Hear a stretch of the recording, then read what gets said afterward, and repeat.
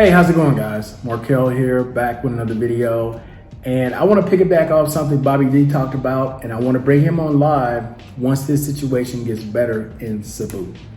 And that is the discussion of race in a foreign country, because I've gotten 4 comments now in 3 different videos where some of you all have a very false impression of what it's like being an expat overseas. Some of you guys have left comments that you can't wait to leave because somehow you believe that you will never hit the N-word again living in these countries. You're wrong. Somehow some of you all believe that classism will never exist once you leave the United States of America. You're definitely wrong on that one. And in the last one, xenophobia or xenophobia, some of you all believe that people in foreign countries are not gonna look down on you because you're from another country. You 1000% wrong on that one as well.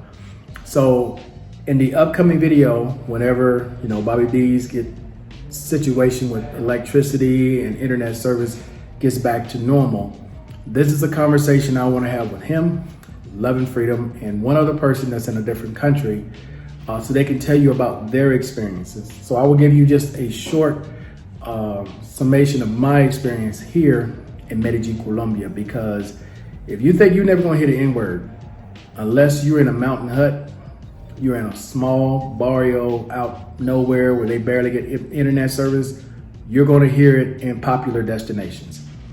There's been numerous times when I walk over to my window, open the window up, there'll be some Americans walking down the street, you hear them slinging the N-word like it's the noun. In the malls, talking to each other like it's nothing. Even on a plane, I'm sure many of you all have experienced that on an airplane. This explains to some of you guys, so you understand, why I don't hang around Americans, why I'm not trying to be with them, because I don't talk that way. I have more respect for my grandparents and all the stories that they told me about with them growing up in the early 1900s and the different things that they were called and put down. And now all of a sudden I'm supposed to change from what they taught me to just start using that word like it's a word that I want to use. No, never gonna happen. As far as classism, you see it here every day. Every day. There's a huge disparity here in this country when it comes to classes, way more than it is in the United States of America. So if you're thinking somehow that you're going to be immune from any of those things, not going to happen. It's just not realistic thinking, and it's not going to happen. Anywhere that Americans are going, a lot of them are bringing it with them. It's just who they are. Right? They can't leave the United States in the United States. They got to wait the way the Americans think. They got to bring the N-word with them everywhere. They got to be loud. They got to show their ass. They're going to do all those things. If you're somewhere popular, they're going to bring it with them. You're not going to escape it.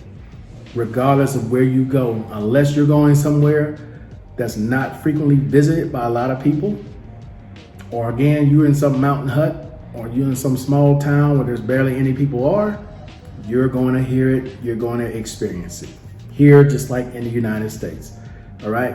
So again, this is just a preview of a video that's coming with 4 other people. Hopefully I can get my man Love and Freedom to come on it, but with 4 other people, hopefully, that will give you an honest discussion about being an expat living in these countries.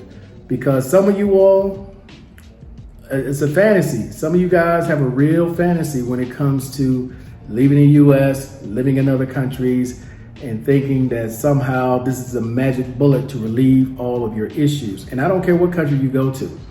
If it's a country that is visited a lot by Americans, you're going to hear it. You're going to hear that, and you're going to hear a lot worse. Okay? That's just the truth. And unfortunately, what also happens is locals see the way they talk to each other, and then they pick up on it. And then sometimes you'll get someone who wants to greet you the same way they just saw them greet each other. Now, some people can handle it, and then those same people that will scream an N-word will turn around and say it's racist. Same way here, because there's no censorship here. So the music plays it all. The movies plays it all. There's no censorship here like in the States. And we're talking about public television here. There's no censorship.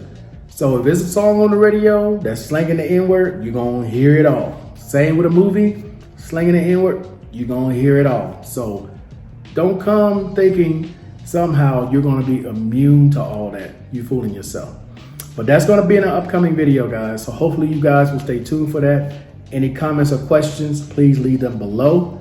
And before someone gets in the comment section and say, well, man, it's not to the level that it is in the United States. Never said it was in the level of the United States. I'm just responding to questions that were asked that they're never going to hear it again. They're never going to experience certain things here. That's just not true. But all right, guys, that's it. I'm out. Peace.